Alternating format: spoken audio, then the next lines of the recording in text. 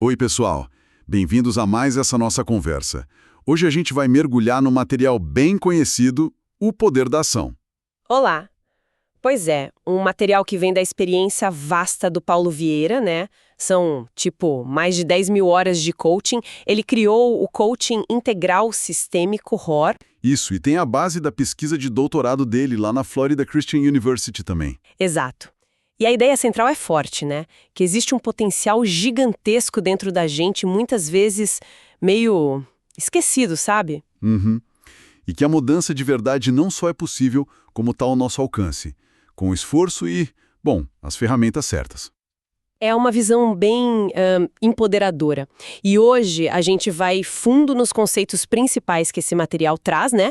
Vamos falar sobre aquela autoanálise honesta que ele propõe. Sim, e aquela diferença importante entre o que é só comum e o que deveria ser o normal para a gente. Isso. E também o impacto de agir com foco, o tal do princípio da autorresponsabilidade. E como o que a gente acredita e fala, como isso molda a nossa realidade mesmo. E tem um ponto que me pegou bastante, viu? Aquela conexão que o material faz entre as experiências lá da infância. Ah, as ACEs, né? As experiências adversas na infância. Exato. Tipo abuso, negligência, problema sério em casa. Como isso pode impactar os resultados que a gente tem hoje, na vida adulta. É pesado, né? Mas o interessante é que ele não fica só no problema. Não mesmo. A proposta é mostrar caminhos, sabe? Ferramentas práticas para a gente tentar reescrever essas programações que limitam. Vamos dar uma olhada nisso juntos? Bora lá. Então, o ponto de partida que eles sugerem é acordar. Parece simples, né? Mas envolve olhar para dentro, com sinceridade mesmo. Uhum. Como é que a gente tem se posicionado na vida, com a família, diante dos desafios?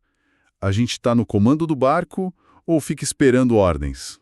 O material até provoca com aquelas perguntas, né? Você é o diretor do seu filme ou só um coadjuvante? O escritor da sua história ou só um personagem nela? Exato. Perguntas fortes para começar. E essa reflexão, ela abre a porta para uma distinção que eu acho fundamental no material. A diferença entre comum e normal. Ah, essa parte é muito boa. Explica mais. Então, o comum, para eles, é aquela realidade meio medíocre que a gente vê tanto por aí, que quase aceita, sabe? Dívida acumulando, saúde meio deixada de lado. Relacionamento frio. Isso! Coisas que são, infelizmente, frequentes, mas que não deveriam ser o nosso padrão aceitável de vida, entende? É aquela armadilha do... é assim mesmo, né? A gente vê tanta gente vivendo de um jeito e pensa que não tem outra opção. Exatamente. E aí, em contraste, vem um normal, que, segundo o material, seria a verdadeira abundância. É viver com bem-estar físico, emocional, financeiro. Ter relacionamentos que somam, né? Com amor, respeito. Pois é, a fonte argumenta que, muitas vezes, a mídia, até as conversas do dia a dia, ficam reforçando o comum. A crise, a dificuldade, a reclamação. Uhum. Como se isso fosse o jeito padrão de viver. E isso meio que anestesia a gente para a possibilidade de viver de forma plena, sabe?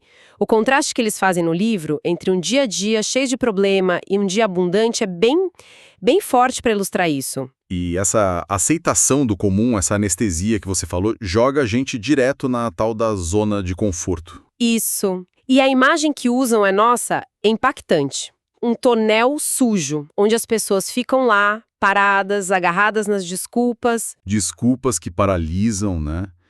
Impedem de buscar essa vida mais normal, mais abundante. É como se a gente se acostumasse com um lugar ruim só porque, já conhece. Exato. É familiar, né? Mesmo sendo ruim. Mas e para sair desse lugar? Como faz? O caminho que eles apontam é bem direto. Ação. Sim. Tem até aquela frase que eles repetem muito: tem poder quem age. E mais poder ainda quem age certo e massivamente. É isso aí. A inércia só se quebra com movimento. E movimento intencional. Faz todo sentido. Sim, o agir é central. Só que o que impede a gente de agir muitas vezes são as famosas historinhas. Ah, as historinhas. São as desculpas, né? Que a gente conta pra gente mesmo, pros outros, para justificar não fazer nada. O material até separa em tipos. Tem as mentiras para aliviar a culpa, sabe?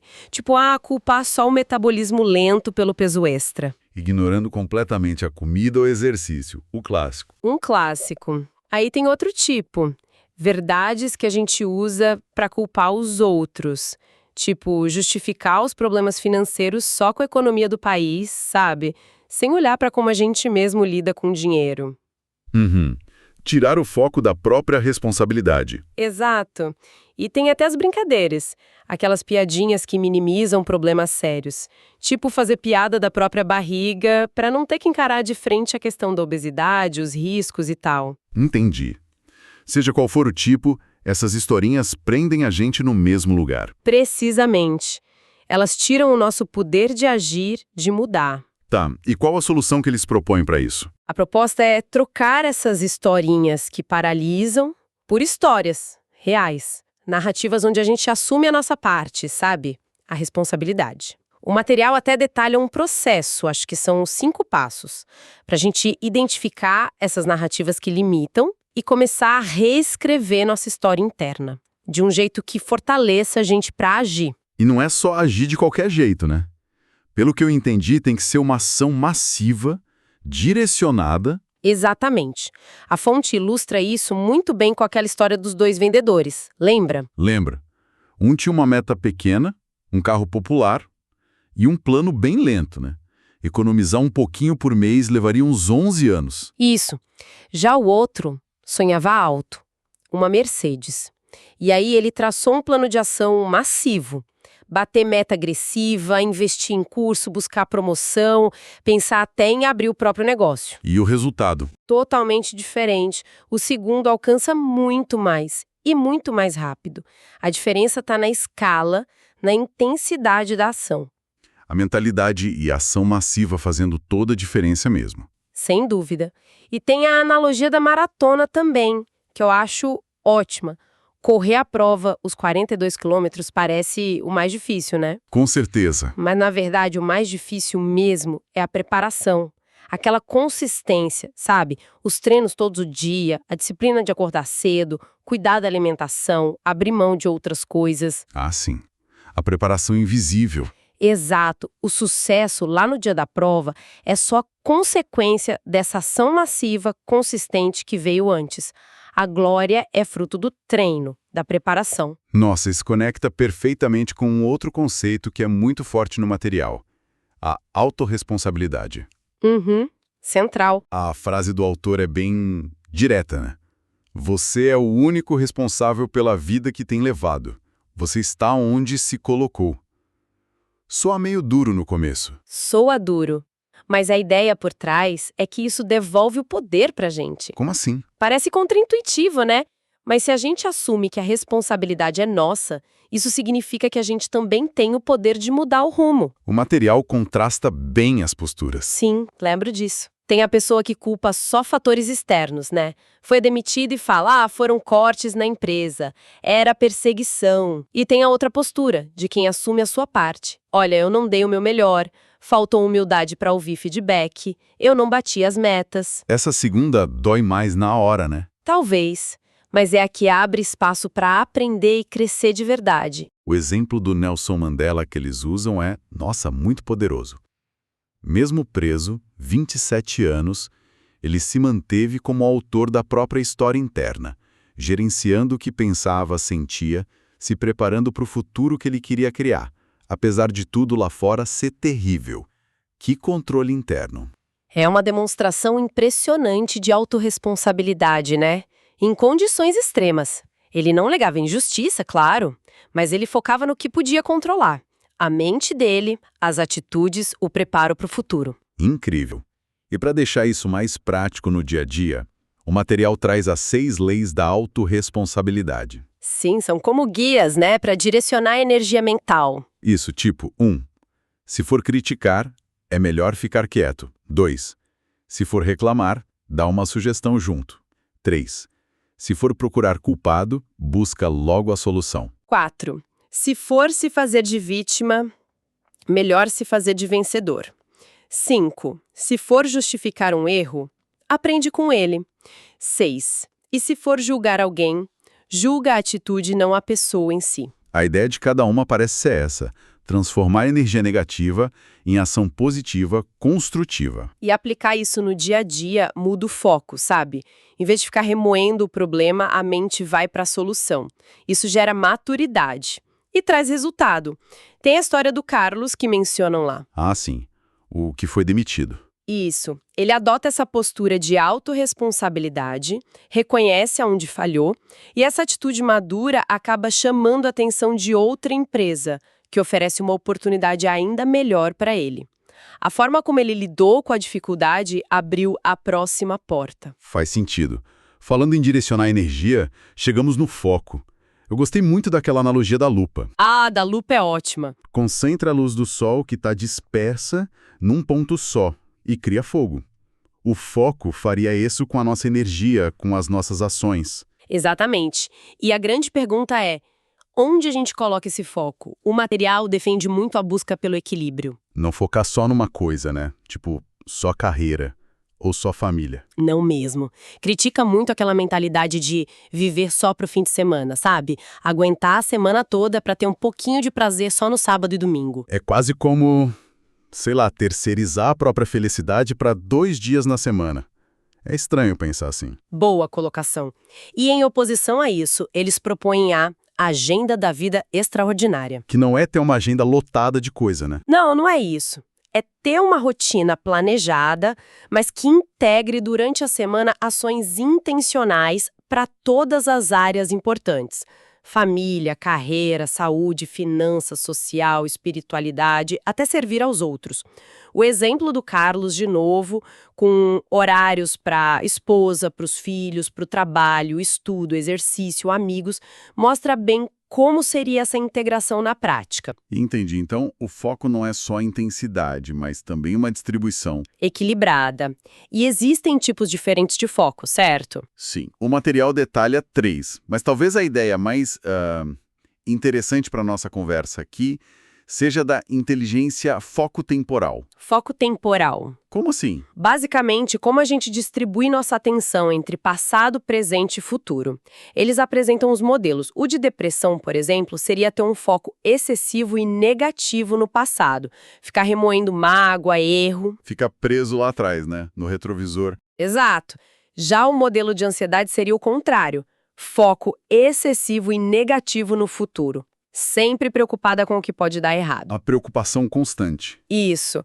E aí vem o modelo de sucesso, segundo essa abordagem, que é ter a maior parte da energia, tipo uns 65%, focada na ação, no presente. Agir agora. Mas não é uma ação cega, sabe?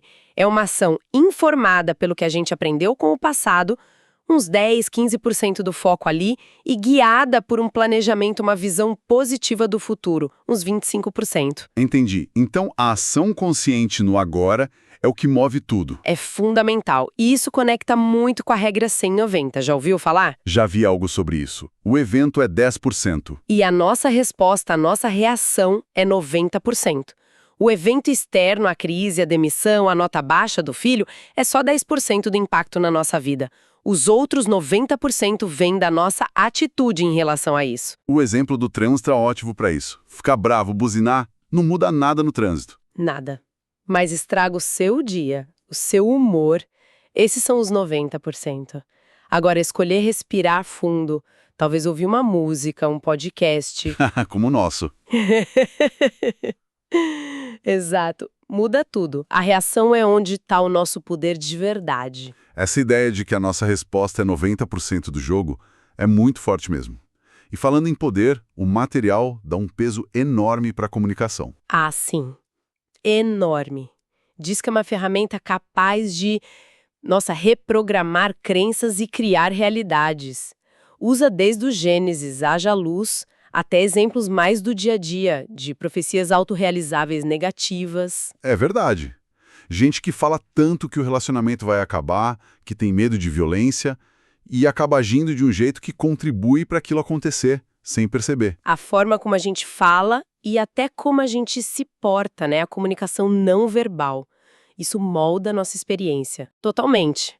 Por isso a importância de prestar atenção nos padrões linguísticos, aquelas frases pessimistas que a gente repete sem pensar, tipo, ah, nada dá certo pra mim, isso é muito difícil. E nos estilos linguísticos também, né? Que expressam quem a gente acredita que é. Exato. A sugestão é trocar conscientemente o negativo pelo positivo, o que limita pelo que fortalece. E a gratidão entra aí como um estilo linguístico super poderoso, certo? Sim, muito destacado. Citam pesquisas como as do Robert Emmons, mostrando que comunicar gratidão gera mais emoção positiva, mais otimismo, deixa a gente mais resiliente. E aponta também o que impede a gratidão, né? Aquelas barreiras. Sim, vitimização, arrogância, mágoa, inveja, coisas que a gente precisa identificar e derrubar para conseguir acessar os benefícios da gratidão. E o ponto mais alto da comunicação, segundo o material, seria o amor comunicado. Aquela história do pai empresário com o filho adolescente. Nossa, me marcou. Ah, essa história é forte mesmo. O filho tinha tudo de material, mas se sentia invisível, não amado, porque o pai não comunicava o afeto, o valor, a importância. Não adianta só sentir, né? Tem que chegar no outro. Exatamente. Essa história ilustra demais a necessidade da comunicação ser explícita. E para funcionar, essa comunicação de amor, segundo eles, precisa gerar 4 sentimentos-chave na outra pessoa. Pertencimento. Sentir que faz parte.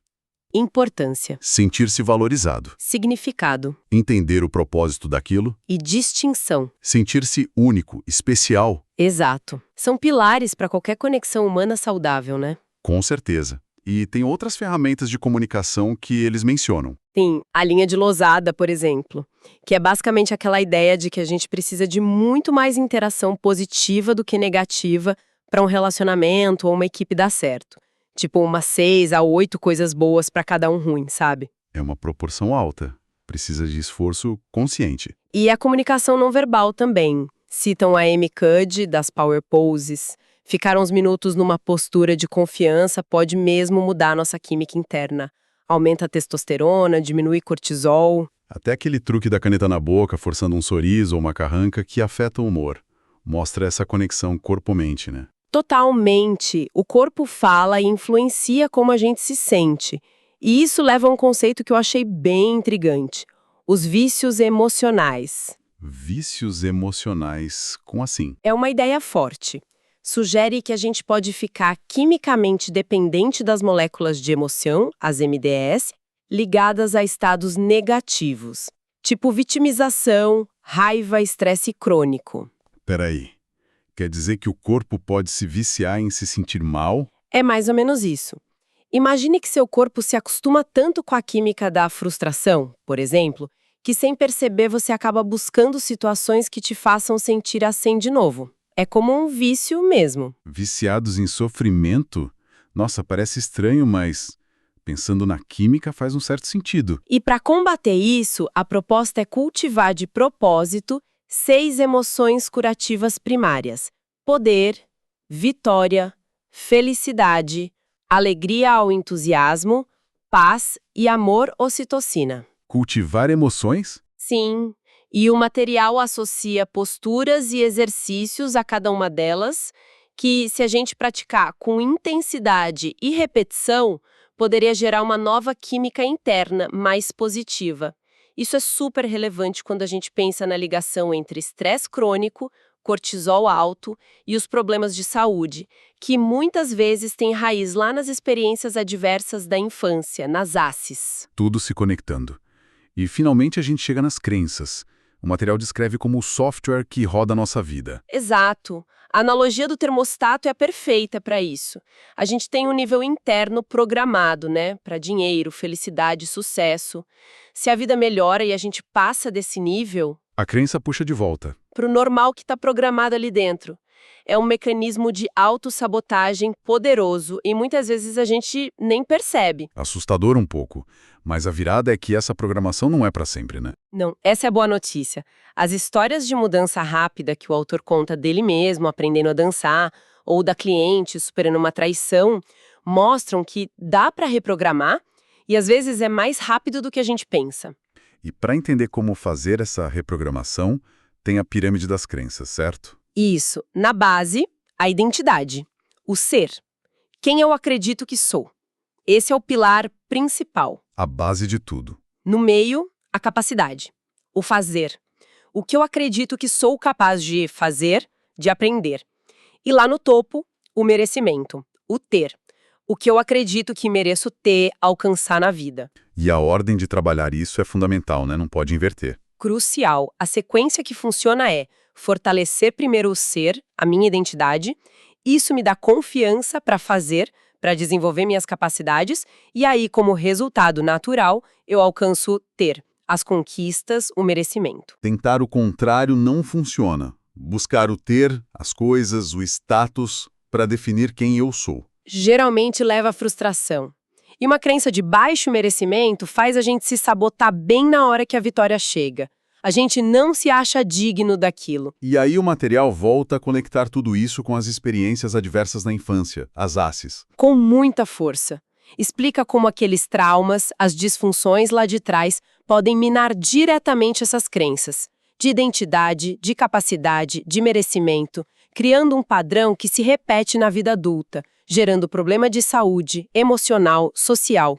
Tudo aquilo que o estudo ACE demonstrou. O impacto pode ser gigantesco mesmo. Profundo. Mas olha, a mensagem final é de esperança. Ancorada na neuroplasticidade. Nosso cérebro pode mudar, pode criar novas conexões. Mesmo com um histórico difícil de ACEs ou com crenças limitantes muito antigas. Sim, a afirmação do material é clara. É possível reprogramar a mente.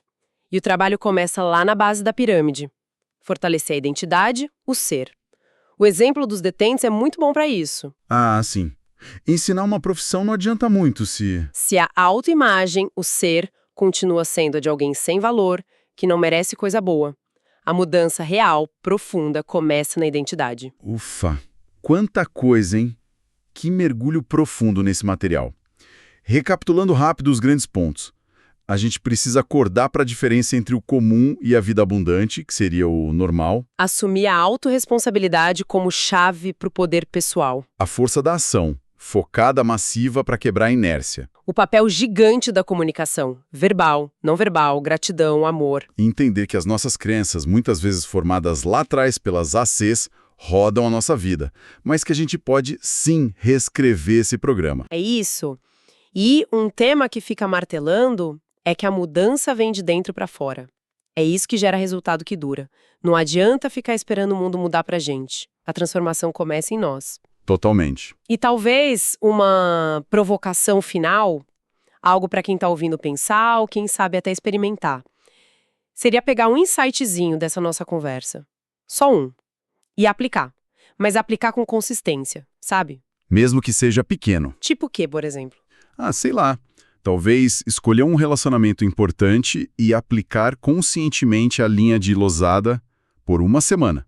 Buscar ter mais interações positivas do que negativas.